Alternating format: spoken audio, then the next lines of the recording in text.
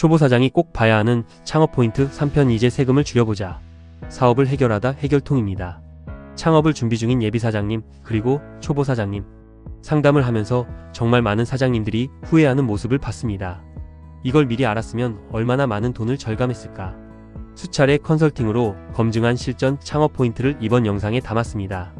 특히 대부분의 창업자들이 놓치고 있는 초기 세금 감면과 정부 지원 혜택에 집중했어요.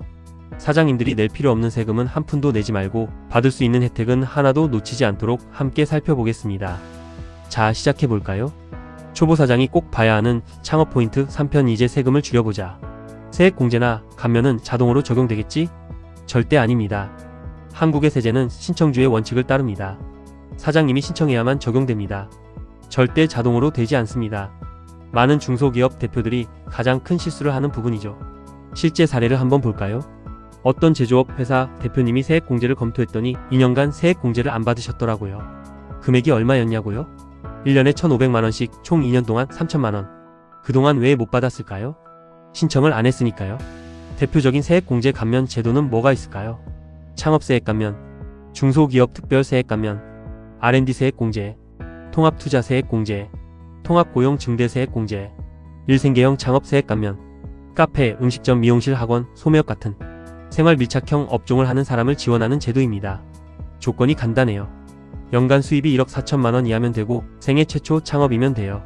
법인이든 개인 사업자든 상관없습니다. 세금을 5년간 최대 100% 감면해줍니다. 만약 카페를 창업해서 연간 순이익이 3천만원이라면 5년간 3,500만원을 절감할 수 있어요. 하지만 신청을 안 하면 한 푼도 안 됩니다. 이 청년 창업 중소기업 세액 감면. 더 큰 세금 감면을 원한다면 청년 창업 중소기업 세액 감면을 고려하세요. 다만 조건이 좀 더 까다롭습니다. 세 가지 조건을 모두 충족해야 합니다. 생애 최초 창업, 특정 지역에서 창업, 만 34세 이하.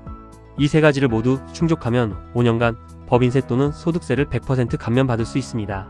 하지만 요건을 하나씩 충족하지 않을 때마다 감면율이 낮아집니다. 가장 자주 하는 실수는 최초 창업 요건을 제대로 검토하지 않는 것입니다. 다음의 경우는 최초 창업으로 보지 않습니다. 개인 사업을 법인으로 전환한 경우, 개인 사업 폐업 후 법인을 새로 설립한 경우, 다른 사람의 사업을 양수도 인수한 경우, 1년 이내 창업이었던 사업을 재시작한 경우. 해결통 팁. 나는 처음 창업하는데? 라고 생각했다면 위의 경우들을 다시 한번 꼼꼼히 확인해보세요. 이 부분에서 실수하면 세금 감면을 못 받고 나중에 세무조사에서 문제가 될 수도 있습니다. 잘못 신고했으면 가산세까지 부과되고요. 조건 검토가 애매하다면 해결통에 직접 문의하세요. 당연히 무료입니다.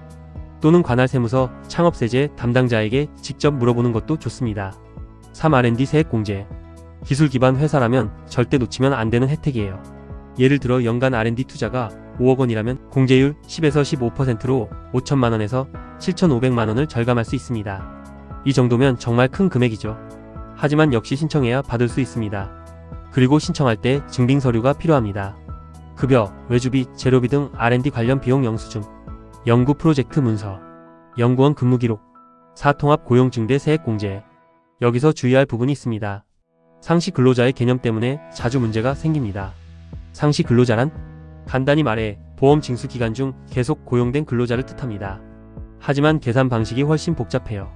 특히 카페, 식당, 편의점 같은 서비스업의 경우에는 직원 변동이 정말 빈번하죠. 계절별로, 시간대별로 직원이 들락거립니다. 흔한 실수 사례를 볼까요? 올해 고용한 직원이 작년보다 5명 많으니까 고용증대세액 공제를 받자고 신청했는데 세무조사에서 상시 근로자 기준으로 다시 계산해봤더니 실제로는 3명만 증가한 상황이라서 받았던 세액 공제는 전부 환수 조치되고 가산세까지 부과된 사례도 있습니다. 해결통 팁. 통합 고용증대 세액 공제를 받으려면 반드시 경험이 많은 세무 전문가의 도움을 받으세요. 간혹 컨설팅해준다고 세무법인에서 경정 청구를 하는 경우가 있는데 대체적으로 세무서에서는 대충 후워봤을 때 특별히 잘못된 내용이 없으면 일단 승인해주고 환급도 해줘요. 왜냐하면 나중에 잘못 신고된 걸 알았더라도 세무조사 시 환수 조치가 가능하기 때문이에요. 특히 서비스업이라면 더더욱 사장님이 직접 판단하기에는 너무 복잡하고 실수했을 경우 대가가 너무 큽니다. 서비스업처럼 직원 변동이 빈번한 경우 실제 상시 근로자로 인정되는 인원이 훨씬 적을 수 있어요. 따라서 전문가의 도움이 필수입니다. 5. 대손 처리, 떼인 외상금을 세금으로 환급받는 방법. 중소기업으로 사업하다 보면 외상을 떼이는 경험을 하게 됩니다. 거래처가 부도나거나 장기간 연락이 끊겨서 회수 불가능한 외상금이 생겨요. 이 손실을 경비로 처리하는 것을 대손처리라고 합니다. 예를 들어 어떤 거래처에 500만원 상품을 외상으로 팔았는데 그 업체가 갑자기 폐업해버렸다면 그 500만원을 경비로 송금 처리할 수 있어요. 중소기업은 대손 처리를 상대적으로 쉽게 할 수 있습니다. 대기업보다 요건이 훨씬 완화되어 있거든요. 다만 자동으로 반영되지는 않습니다. 해결통 팁. 스텝 1. 외상금 내역 파악. 거래처명, 금액, 발생 시점, 기한 등. 스텝 2. 회수 불가능성 증명. 거래처 폐업 증명서. 연락처 끊김 증명. 독촉장 또는 최고장 발송 기록. 스텝 3. 세무기장 담당자에게 문의. 이건 대손 처리 대상이 될까요? 필요한 서류 제출. 스텝 4. 세무 전문가가 대손 처리 적절성 검토. 스텝 5. 법인세 신고 시 반영. 세무기장 담당자에게 알려줘야 합니다. 그러면 세무 전문가가 검토 후 신고에 반영해 줍니다. 받지 못한 돈 때문에 세금을 더 낼 필요는 없잖아? 맞습니다. 하지만 이것도 신청해야 반영되는 원칙입니다. 6개인 사업 1인 사장의 4대 보험. 혼자 하는 사업을 하고 계신가요? 직원이 없는 1인 사업자라면 4대 보험 관련해서 꼭 알아둬야 할 내용이 있습니다. 기본 원칙은 이렇습니다. 개인 사업자가 사업활동으로 근로소득을 창출하면 사장님은 사업장가입자가 됩니다. 이 경우 근로소득에 대해서만 4대 보험이 과금되고 추가로 안합니다. 그런데 여기서 함정이 있습니다. 만약 사장님이 다른 소득도 함께 벌고 있다면, 예를 들어 카페 운영으로 벌어들인 사업소득 2,500만원, 온라인 강의로 받은 기타 소득 1,500만원, 이자와 배당으로 벌어들인 금융소득 500만원, 전체를 합산한 종합소득 금액은 총 4,500만원이 되는데, 이런 경우 종합소득 금액이 2천만원을 초과하게 됩니다. 그러면 초과분인 2,500만원에 대해서 4대 보험이 추가로 과금된다는 뜻이에요. 의외로 많은 사람들이 이 부분을 모릅니다. 특히 카페나 음식점을 운영하면서 온라인 강의, 컨설팅, 부동산 임대소득처럼 여러 수입원이 있는 경우가 많은데요. 이런 분들이 4대 보험이 왜 이렇게 많이 나와? 라고 놀라곤 합니다. 해결통 팁. 부수익 같은 소득이 있다면 그 소득을 어떤 분류로 처리할 것인지 신중히 검토하세요. 분류에 따라 세금이 달라집니다. 예를 들어 온라인 강의 수입을 기타 소득으로 처리하냐, 사업 소득으로 처리하냐에 따라 세금과 보험료가 달라집니다.